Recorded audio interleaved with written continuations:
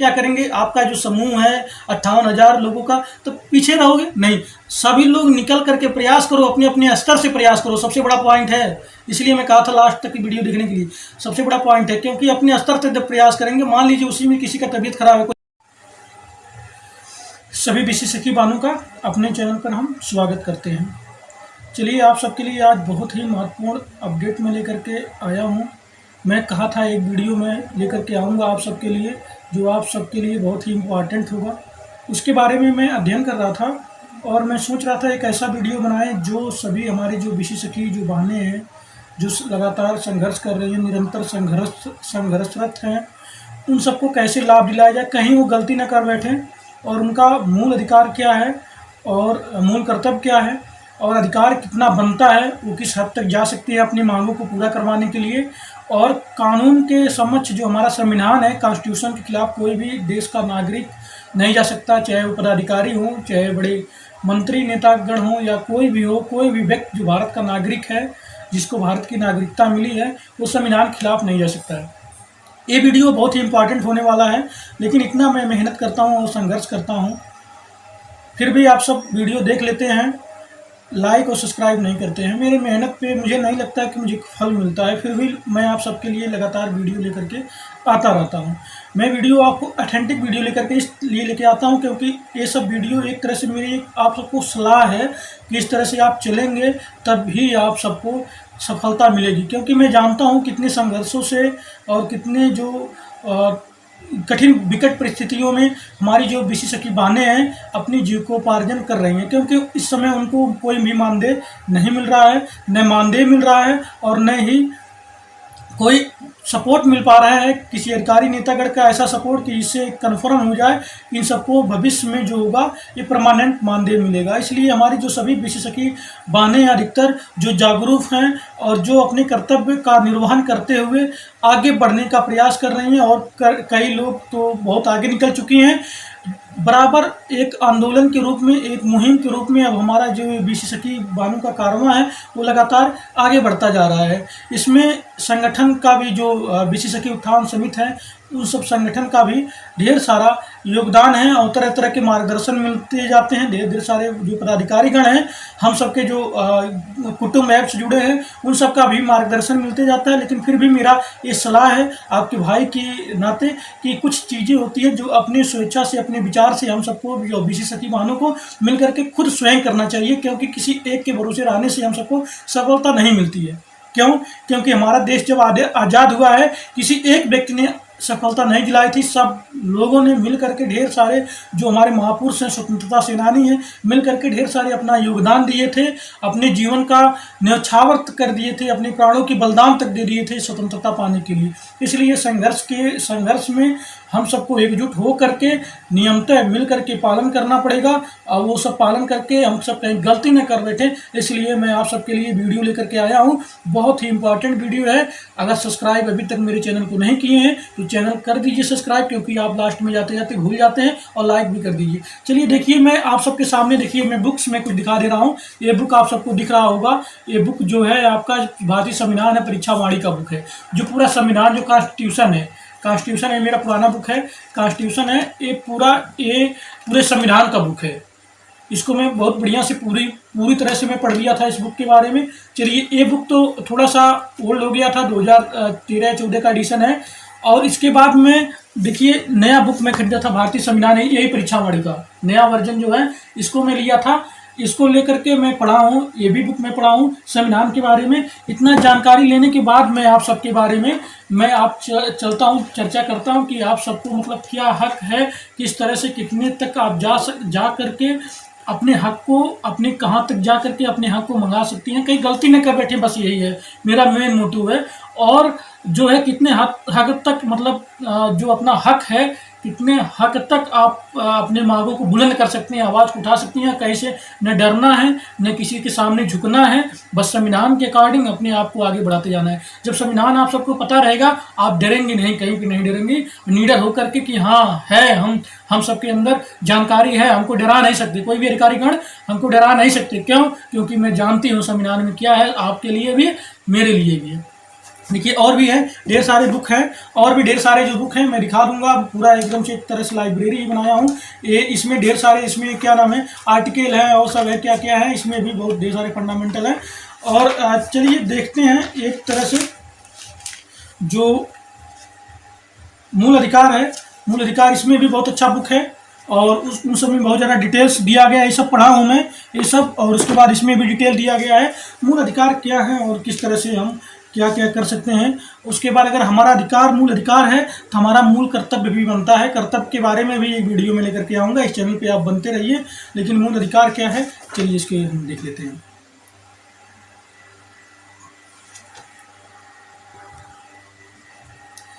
देखिए मैं एक एक करके जो टॉपिक है इसको मैं बनाते जाऊँ, पढ़ते जाऊँगा और उसको डिटेल से समझाते जाऊँगा है क्या। मूल अधिकार को मौलिक अधिकार भी बोलते हैं। मौलिक अधिकार जो हमको मिला है संविधान की तरफ से, भारतीय संविधान के भाग 3 में अनुच्छेद 12 से 35 तक मौलिक अधिकारों का वर्णन है। कोई अगर पूछेगा कि आप ये नहीं कि क्यों कर रहे हैं, क्या मेरा मूल अधिकार है, अब जब समझेंगे क्या क्या अधिकार है तब तो आप कर सकेंगे वहाँ पे। वर्तमान में कुल 6 मौलिक अधिकार हैं। कौन कौन से मौलिक अधिकार हैं? मौलिक अधिकार वाद योग हैं, जबकि नीति निषेध तत्व अवाद योग। मौलिक जो अधिकार है वाद योग है, मतलब न्यायालय में इसके बारे में न्यायालय आपकी सुनेगा, मानेगा कि किस तरह से मौलिक अधिकार के तहत हमने अपनी मांग को उठाया है, मांग को किया है, न्यायालय आपको सुनेगा, ये वाद योग होता है। लेकिन नीति निर्देशक तत्व तो राज्य के ऊपर होता है। राज्य सरकार चाहेगी तो मानेगी, मनाएगी, और नहीं चाहेगी तो नहीं मनाएगी, नहीं मानेगी। लेकिन मौलिक अधिकार वाद योग्य, सुनवाई योग्य है। हमारे कॉन्स्टिट्यूशन में, न्यायालय में सुनवाई योग्य है। मौलिक अधिकार केवल आपातकालीन स्थिति में ही निलंबित किया सकते हैं। आपातकालीन जैसे मान लीजिए कोई आपातकाल हो गया, राष्ट्रीय आपातकाल हो गया, 3 तरह के आपातकाल होते हैं। जब इस तरह से अगर आपातकाल है तो वहाँ पे क्या होगा, मौलिक अधिकार निलंबित किए जा सकते हैं। लेकिन धारा 144 जब लागू हो जाता है जिले में, वहाँ भी मौलिक अधिकार, कुछ मौलिक अधिकार हैं जो अप्लाई नहीं होते हैं। अगर धारा 144 आपके जिले में लागू है तो वहाँ पे जा करके मीटिंग और किसी तरह से सम्मेलन या किसी तरह से धरना प्रदर्शन ये सब मत करिएगा, क्योंकि धारा 144 हमको ये आज़ादी नहीं देती है। बहुत से जिलों में इस समय जो नवरात्र का पावन पर्व चल रहा है, आपसी सौहार्द को बनाए रखने के लिए बहुत से ढेर सारे जिलों में धारा 144 लागू किया गया है। तो इस तरह से इस समय जब लागू हो जिस जिले में, वहाँ पे आप जा करके लगातार अपनी मांगों को उठा नहीं सकते हैं, कोई भी किसी तरह से अराजकता नहीं फैला सकते हैं। चलिए देखिए, मूल अधिकारों से संगत या उनका अल्पीकरण करने वाली विधि का उल्लेख है। जो है डेरा उनको संगत कर सकते हैं, निलंबन कर सकते हैं, छोटा कर सकते हैं मौलिक अधिकार को। और देखिए विधि के समक्ष समानता देता है। मौलिक अधिकार जो है, मान लीजिए आप अगर खड़ा रहेंगे, कहीं जाएंगे, कोई गलती आपको कोई कुछ कर दिया, तो आपको भी, या कितना बड़ा अधिकारी या पदाधिकारी है, उसको भी जब न्यायालय के सामने जब खड़ा होंगे तो दोनों का अधिकार बराबर हो जाएगा। को अपने अधिकार का पालन किए कि नहीं है। जो अधिकारी हम सबके गार्जियन होते हैं, उन सबकी बातों को हम सबको मानना चाहिए। कोई भी, चाहे हम, आप भी हैं, हम भी हैं, हम सब एक तरह से अगर कहीं भी किसी का अगर अधिकारी कहीं पे कुछ भी हो जाए, कर्मचारी बनते हैं, कुछ भी बनते हैं, हम सब भी एक सर्वेंट होते हैं। इसीलिए प्रधानमंत्री जो माननीय मोदी जी हैं, वो हाथ झुकाते हैं, हम सेवक हैं आप सबके, हम चौकीदार हैं, आप सबके रक्षक हैं हम।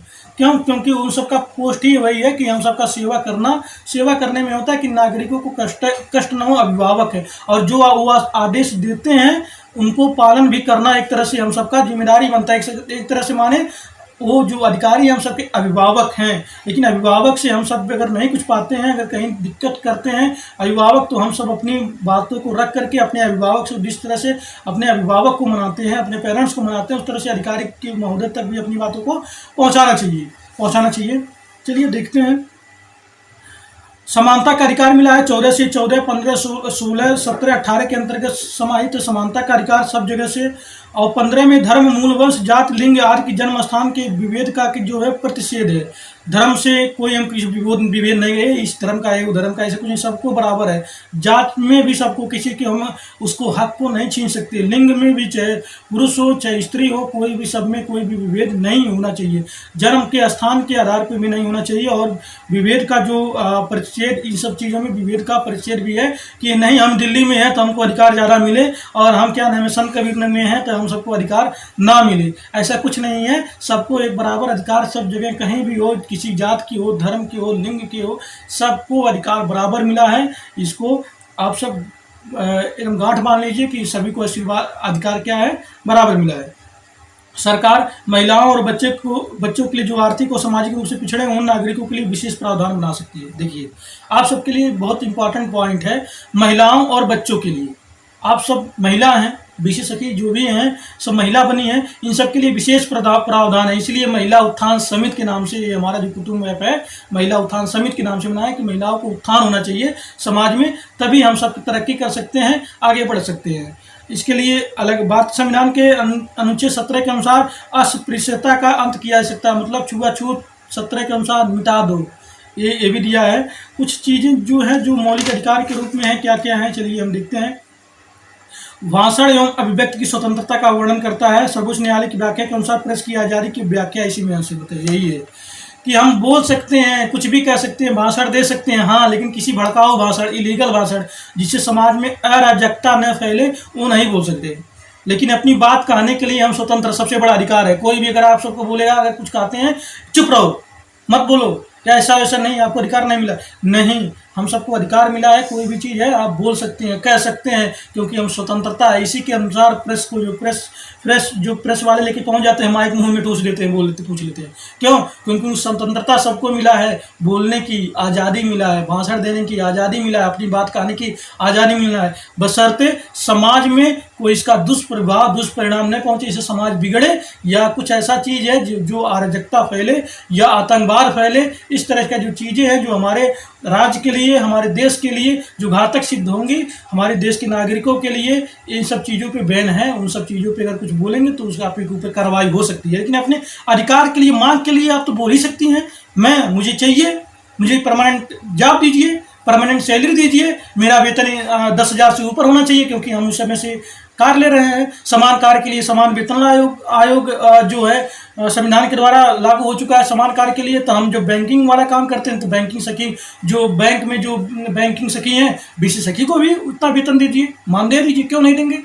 हम सब कार्य तो कर रहे हैं, मेहनत कर रहे हैं, अपना कहने का बात है, अधिकार है, आप सब कह सकती हैं, इसमें कोई भी शांतिपूर्वक यहाँ निरायुध सम्मेलन की स्वतंत्रता है। आप कहीं पे जाती हैं मान लीजिए, तो वहाँ पे शांतिपूर्वक और निरायुध, मतलब युद्ध लड़ना, फाइट नहीं करना है, वहाँ पे शांति से सम्मेलन कर सकती हैं और हाथ में बिना हथियार लिए, बिना युद्ध किए अपनी बातों को, आप मांग को उठा सकती हैं और नारा को अपने बुलंद कर सकती हैं। महिला सशक्तिकरण जिंदाबाद, बीसी सखी जिंदाबाद, एक कह सकती हैं। और भी ढेर सारे जो हैं इसको बताते हैं आपको। चलिए, भारत के राज्य में कहीं भी किसी क्षेत्र में बसने की स्वतंत्रता, कहीं भी भारत के राज्य में कहीं भी आप जाकर के बस सकती हैं, किसी भी राज्य में बस सकती हैं, इसकी आपको ढेर स्वतंत्रता है। कहीं भी घूम सकती है, नहीं कि हम संत कबीर नगर में जिला से हूँ तो हम जाकर के सिद्धार्थनगर में नहीं जाऊँगा, गोरखपुर में नहीं जाऊँगा, लखनऊ में नहीं जाऊँगा, बाराबंकी में नहीं, मैं जा सकता हूँ, कहीं भी रह सकता हूँ, जमीन खरीद करके मैं रह सकता हूँ,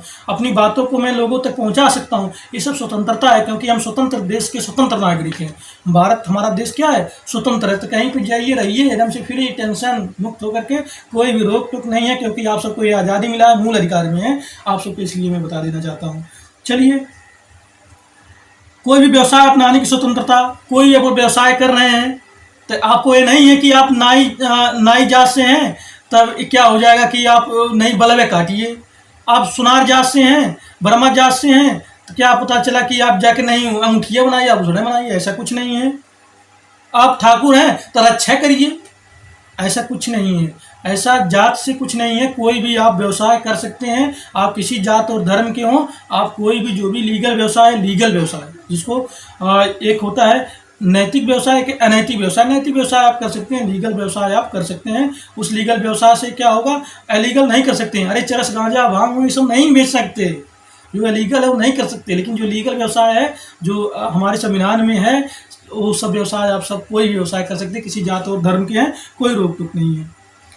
संविधान के अनुच्छेद 22 के अनुसार किसी व्यक्ति को एक अपराध के लिए केवल एक बार दंड किया सकता है। मान लीजिए आपके मुंह से कहीं से कुछ अपशब्द निकल जाए, कुछ गाली निकल जाए, तो क्या हमेशा आपको जीवन कारावास सब कर देंगे? नहीं।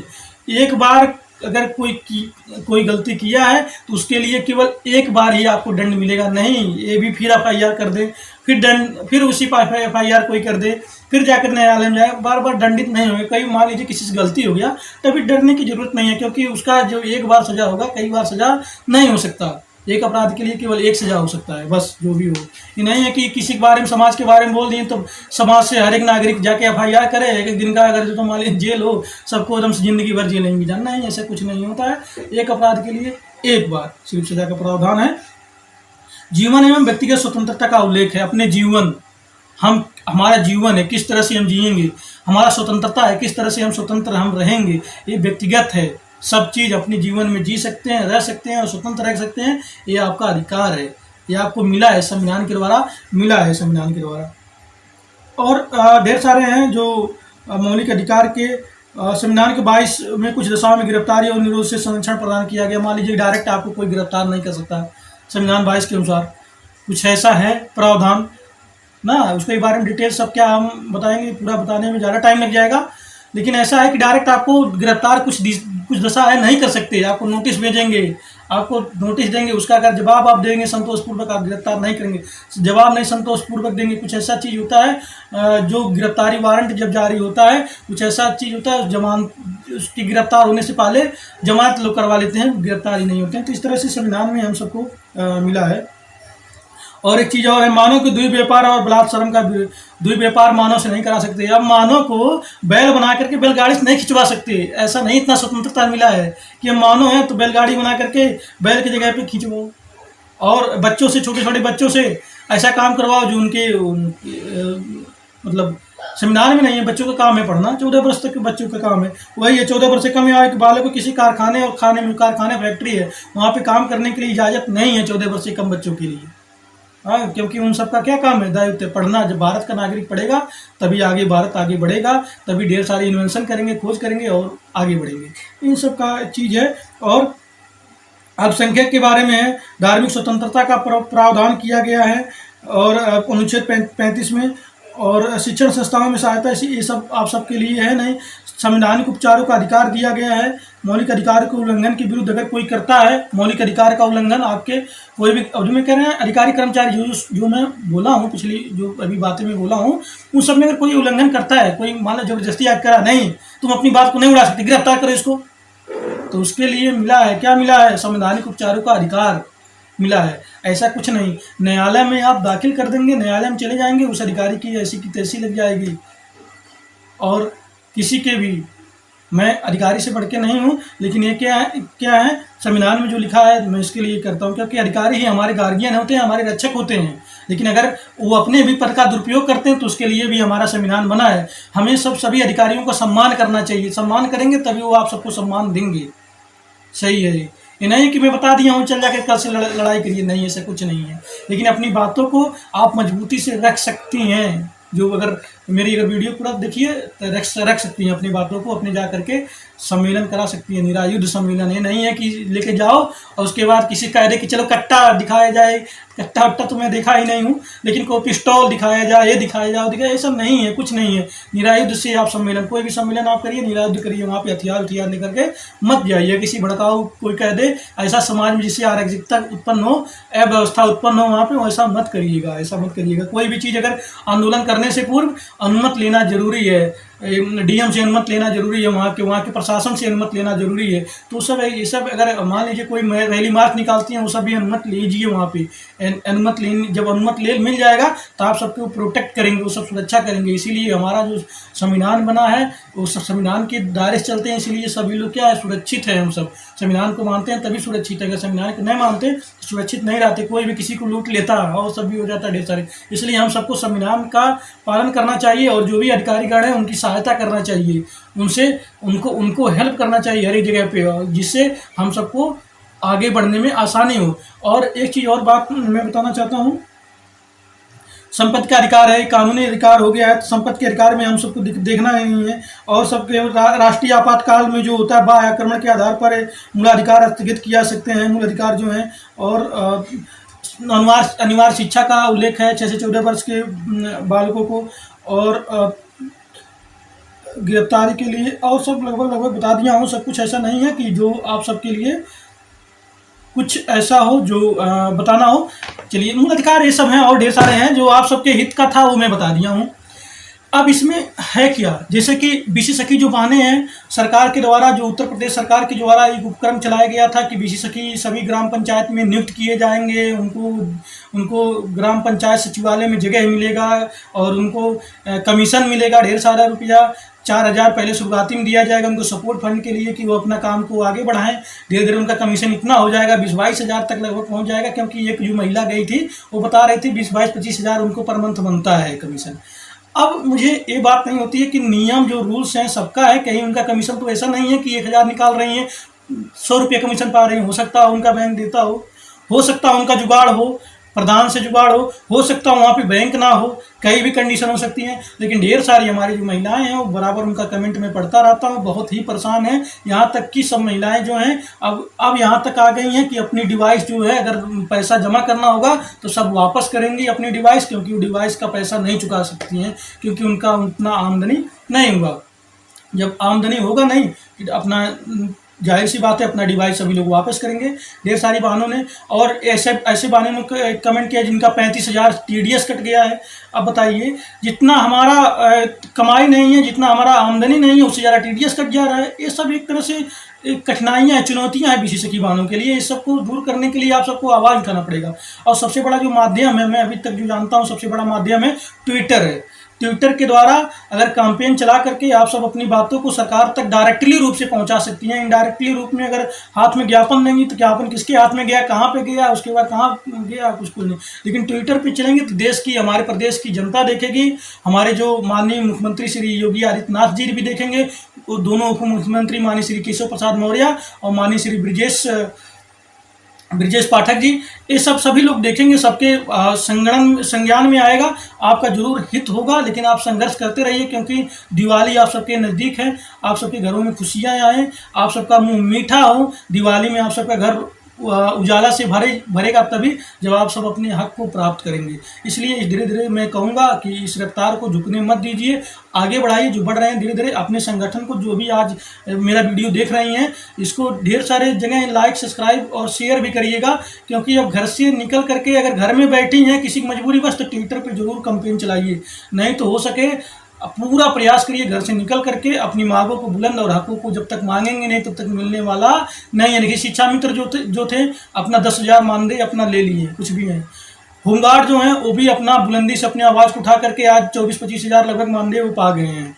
और भी ढेर सारे जो हैं इस तरह से, जो हमारे जो बहनें हैं इसमें आंगनबाड़ी में है, सहायिका में, उन सबको बराबर निश्चित मानदेय मिल रहा है। आप टेक्निकली रूप से पैसा का आप लेन देन करती हैं, वितरण करती हैं, आपका काम बहुत इंपॉर्टेंट है, क्योंकि कहीं भी अगर पैसा इधर उधर हुआ तो बहुत ज़्यादा अव्यवस्था फैल जाएगी और आपका भी बहुत नुकसान हो गया। आप सबका मानदेय और मार्ग जायज़ है। दूसरी बात है, प्लस पॉइंट आप सबको क्या है, क्योंकि यह जो योजना है, यह जो नौकरी है, माननीय मुख्यमंत्री श्री योगी आदित्यनाथ के द्वारा लाया गया है। वो जरूर विचार करेंगे कि हमारी द्वारा लाया गया योजना को विफल ना हो, इसलिए वो जरूर इस पर विचार करेंगे। लेकिन आप सबको एकजुट होकर के, इकट्ठा होकर के, आप सबको जो साड़ी भी दे दी है कि बताइए, पहचान भी नहीं छिपाना है, साड़ी पहन करके हाँ हम बीसी सखी हैं, उसके बाद हम अपना मांग को पूरा करेंगे, हमारा अधिकार है, हमको नहीं मिलेगा। बेगारी में कौन करता है भाई? बेगारी में कौन जाके नौकरी करता है? आप ही बता दीजिए। डायरेक्ट की बेगारी में कौन नौकरी करता है आज के ज़माना में? अगर मान लीजिए हमको अगर देंगे नहीं तो कौन बेगारी में नौकरी करता है? सबका एक निश्चित मान्य है, क्योंकि हमको जीविका चलाना है, अपने बाल बच्चों का, अपने परिवार का, अपना भी। तो इस तरह से अगर हम सब काम लेना है, काम चलवाना है, क्योंकि हम सबसे 2-3 साल मेहनत करवाए हैं, परीक्षा दिलवा करके पास करके हम आए हैं, एक तरह से एक प्रोसेस के थ्रू आए हैं, नियम के थ्रू आए हैं, डायरेक्ट आए नहीं हैं। तो हम सब नियम के थ्रू आए हैं, तो हम सबका भी, हमारा भी जगह है। आप सबसे विनम्र निवेदन है, हाथ जोड़ के निवेदन है, सभी जो मंत्रीगण हैं, सभी अधिकारीगण हैं, सबसे विनम्र निवेदन है कि बीसी सखी बहनों की समस्याओं को सुना जाए और उनके जो मांग है उनको रखा जाए।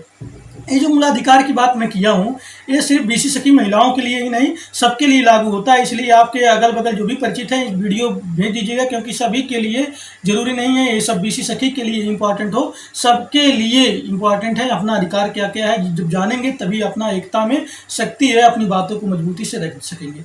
दूसरी चीज़ है, जो लोग एक जगह डिपेंड हो जाते हैं, वही करेंगे तभी होगा, नहीं करेंगे। मान लीजिए वो व्यक्ति कहीं बीमार हो जाए या पारिवारिक कारण से फंस गया है, तब क्या करेंगे, आपका जो समूह है 58,000 लोगों का, तो पीछे रहोगे नहीं। सभी लोग निकल करके प्रयास करो, अपने अपने स्तर से प्रयास करो, सबसे बड़ा पॉइंट है। इसलिए मैं कहा था लास्ट तक की वीडियो देखने के लिए, सबसे बड़ा पॉइंट है, क्योंकि अपने स्तर से जब प्रयास करेंगे, मान लीजिए उसी में किसी का तबीयत खराब है, कोई पारिवारिक कोई दिक्कत आ जाए, माननीय उदय मिश्रा जी जो हैं बहुत बढ़िया कैंपेन चला रहे हैं, लेकिन इसके पीछे क्या है, इसके पीछे अगर मान लीजिए कोई पारिवारिक संकट आ जाए, कुछ भी आ जाए, थोड़ा सा वो स्लो हो जाएंगे तो आप भी स्लो हो जाएंगे, नहीं। आप सब लोग बुलंदियों से अपने हकों को आगे बढ़ाते रहिए, तभी आप सबको सफलता मिलेगा।